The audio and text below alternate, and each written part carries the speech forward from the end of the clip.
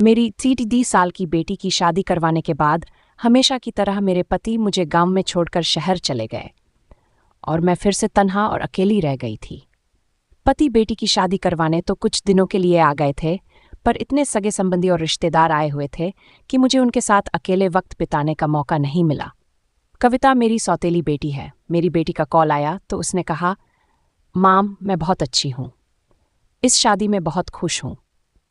मेरे पति मुझसे बहुत प्यार करते हैं और हर वक्त मेरे साथ ही गुजारना चाहते हैं। मुझे तो एक पल के लिए भी अकेला नहीं छोड़ते। मैं बहुत खुश थी कि मेरी बेटी को एक अच्छा घर तो मिला, क्योंकि उसकी शादी करवाने के चक्कर में हमने अपने खेत गिरवी रख दिए थे और अब कर्ज हमारे सर के ऊपर है। मेरे पति कहते हैं कि शहर में काम करके धीरे धीरे मैं ये कर्ज उतार दूंगा।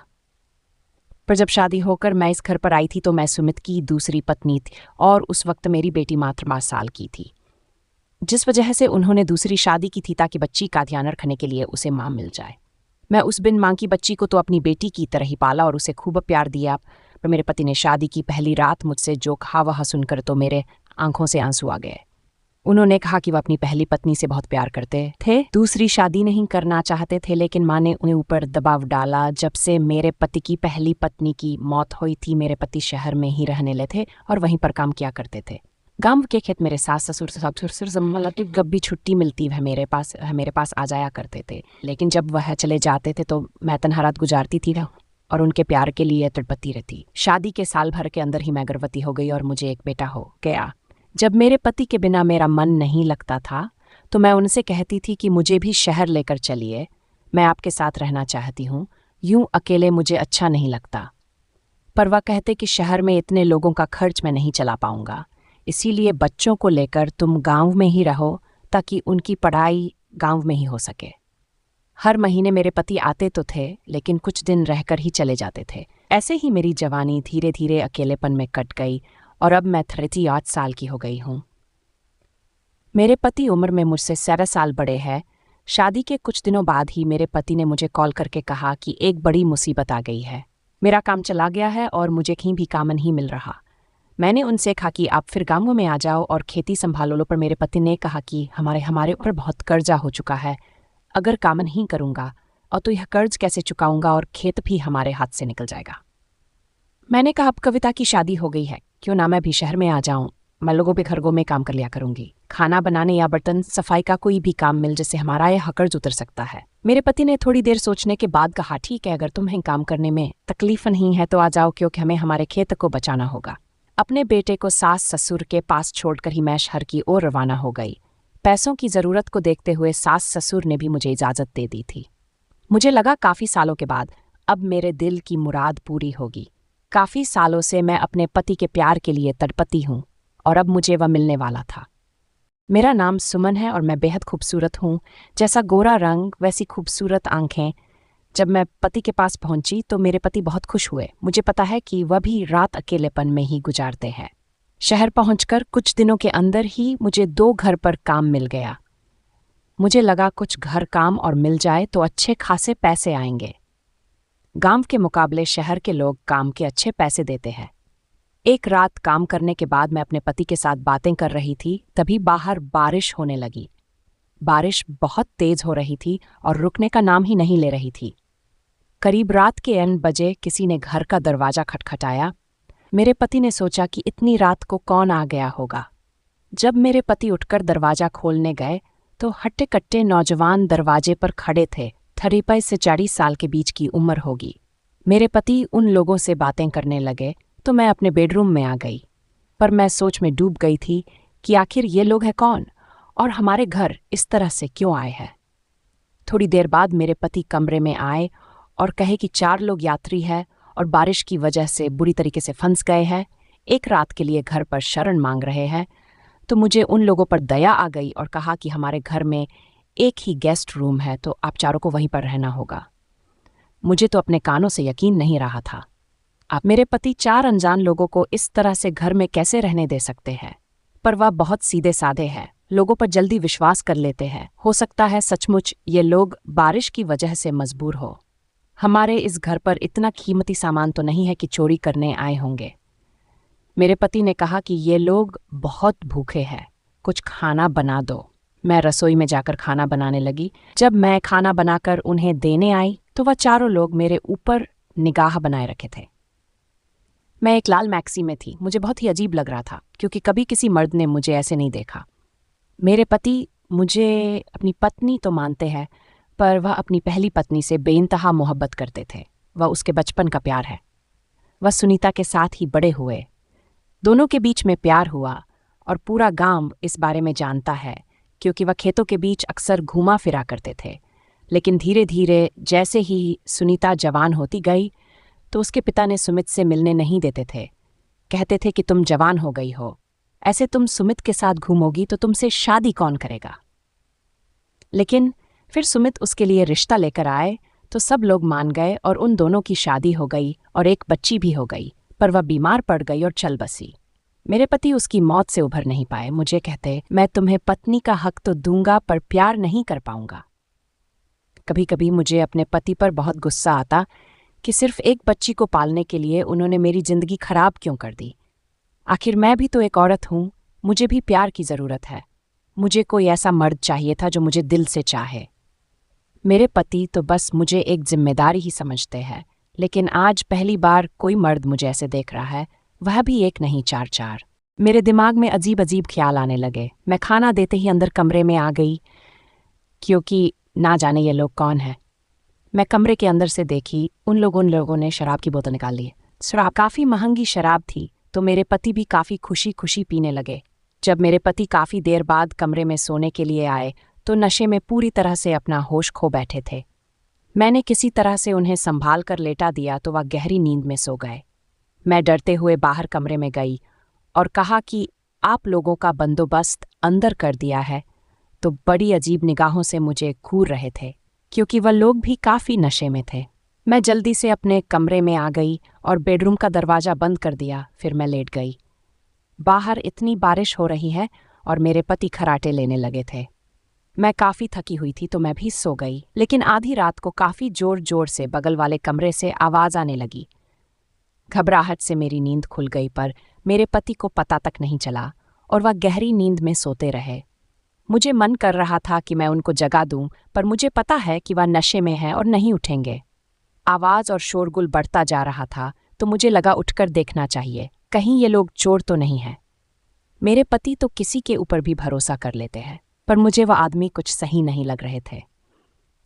करीब 10 मिनट तक मैं ऐसे ही अपने बेड पर बैठी रही, लेकिन उसके बाद हिम्मत करके मैंने अपने बेडरूम का दरवाज़ा खोला और दूसरे कमरे की ओर जाने ली जहाँ से आवाज़ आ रही थी। मेरे दिल के अंदर बहुत घबराहट हो रही थी। ऐसे ही घबराहट मुझे तब हुई थी जब मेरे घर पर आग लगी थी। तब मैं मात्र 3 साल की थी और मैं बाहर खेल रही थी। जब मैंने देखा कि घर के अंदर आग लगी है तो डर के मारे मैं अपनी जगह से हिल नहीं पाई। मैं आसपास के घरों से किसी को मदद के लिए नहीं बुला पाई, जैसे लगा कि मुझे लकवा मार गया हो। इधर से मैं बिल्कुल भी अपनी जगह पर जमकर खड़ी रह गई और मेरा घर मेरी आंखों के सामने जलकर खाक हो गया, जिसके अंदर मेरे माता पिता थे। हमारा एक ही कमरे का मकान था। रात के वक्त जब मेरे पापा मां के पास आते तो मुझे बाहर निकाल दिया करते थे।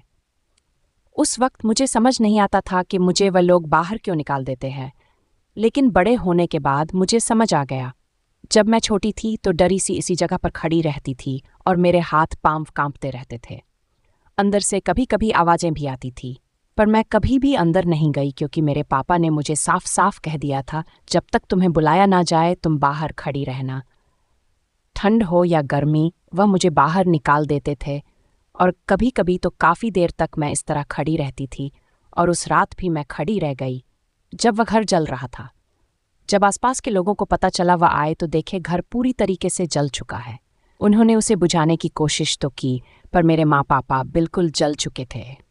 गांव के लोगों ने मुझे ही इसका जिम्मेदार ठहराया क्योंकि मैं मदद नहीं मांग पाई थी और एक ही जगह पर खड़ी रह गई थी। मैं अनाथ हो चुकी थी और मेरे मामा मामी मुझे अपने साथ लेकर चले गए थे, पर उन लोगों ने मेरा जीना दुश्वार कर दिया था। मेरी मामी मुझे घर का सारा काम करवाती थी और कोई भी गलती होती तो मुझे मारा पीटा करती थी।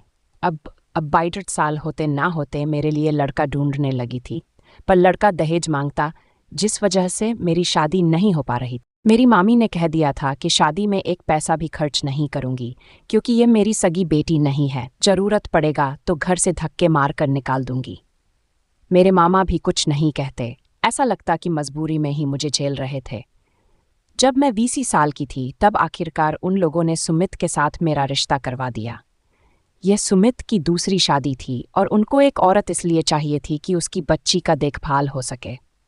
इसी वजह से वह बिना दहेज के शादी को तैयार हो गए थे।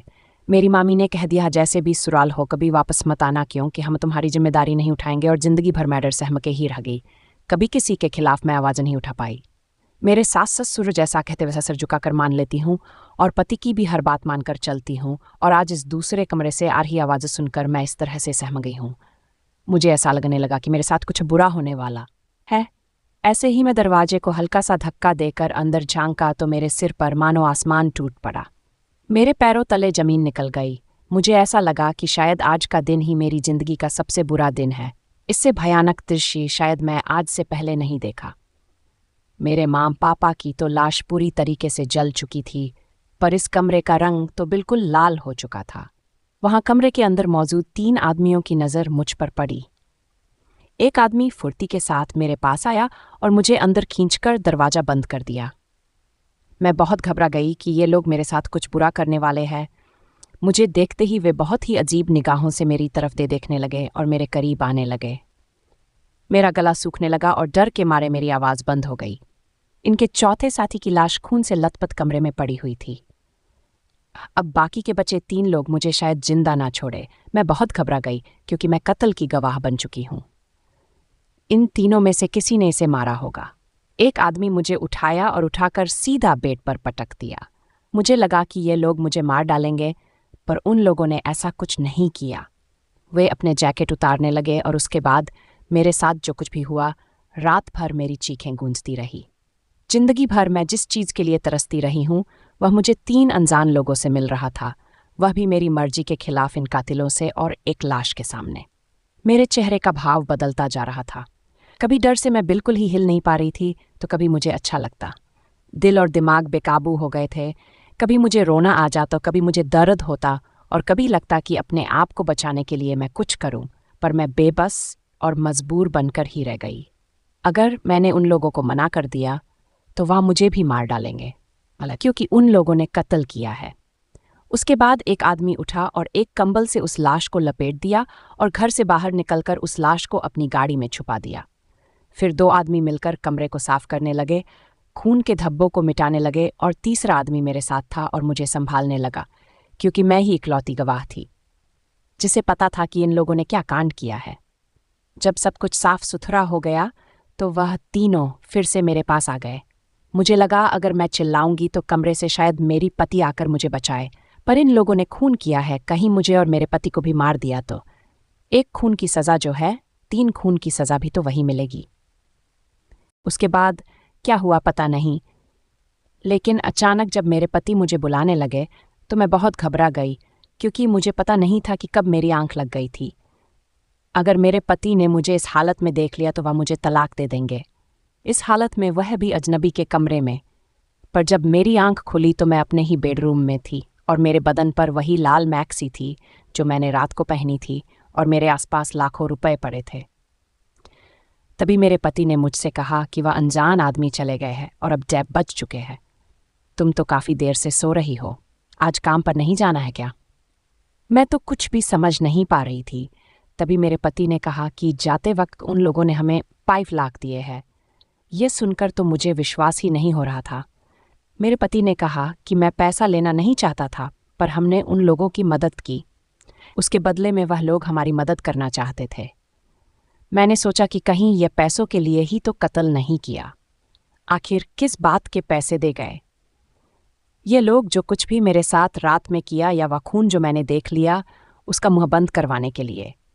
मेरे पति ने कहा कि मैं ये पैसे बैंक में जमा करवा कर आता हूं, इससे कर्ज चुक जाएगा, तुम काम पर चली जाओ। मेरे पति के जाते ही मैं रोने लगी। मेरे साथ जो कुछ भी हुआ था, मैं फौरन उठकर दूसरे कमरे में गई और फिर कपड़े पहनकर मैं तुरंत दुकान गई। कमरा साफ करने के लिए अलग अलग केमिकल खरीद कर लेकर आई। उसके बाद मैं दूसरे कमरे को अच्छी तरह से रगड़ रगड़ कर साफ किया, जहां वह खून के धब्बे थे। साथ ही मैं बिस्तर के चद्दर को भी अच्छे से धोया।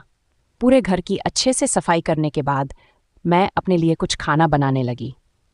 तब तक मेरे पति आ चुके थे और मुझसे पूछा कि तुम अब तक काम पर क्यों नहीं गई। मैंने उनसे कहा कि मेरी तबीयत ठीक नहीं है, मुझसे तो चला भी नहीं जा रहा था और मेरे पूरे बदन में दर्द था और मैं अंदर से बहुत ज्यादा डरी हुई थी। लेकिन अगले ही पल मेरे पति दूसरे वाले कमरे में गए और चिल्ला चिल्लाकर मुझे बुलाने लगे। मैं काफ़ी डर गई कि कहीं मेरे पति को कुछ पता तो नहीं चल गया। जब मैं उनके पास आई तो अब तुम्हें हम काम करने की ज़रूरत नहीं है। मेरे दिल की धड़कन बहुत तेज हो गई। उन्होंने कहा, मैं सोच रहा हूँ कि इस कमरे को होम स्टे बना दूँ। इंटरनेट में इस कमरे की तस्वीर खींचकर डाल दूंगा और ऑनलाइन बुकिंग करके कोई भी इंसान इस कमरे में रात में रह सकता है और तुम उसे खाना बना कर देना। हम इसके लिए अच्छे खासे पैसे चार्ज लेंगे, जिससे हम दोनों को काम करने की ज़रूरत नहीं पड़ेगी और हमें बिजनेस चलाएंगे। यह सुनकर तो मेरे सिर पर मानो आसमान टूट पड़ा। मैं फिरत के ख्यालों में खो गई। जो कुछ भी मेरे साथ हुआ था और जो कुछ भी मैंने अपने दिल में दफना दिया था, मैं एक की साक्षी थी और मेरे साथ जुर्म हुआ था। अब मुझे सीडर से ज़िंदगी बितानी थी कि पुलिस ढूंढते हुए हमारे घर तक ना पहुंच जाए और मेरी ज़िंदगी खाक में ना मिल जाए। शायद मुझे पुलिस के पास जाकर सारी बातें बतानी थी, पर मेरे साथ जो कुछ भी हुआ था वो घर समाज को पता चल जाए तो मैं कैसे जी पाऊंगी। शायद मरा हुआ आदमी इंसाफ का इंतज़ार कर रहा होगा, पर मेरे साथ भी तो नाइंसाफ़ी हुई थी।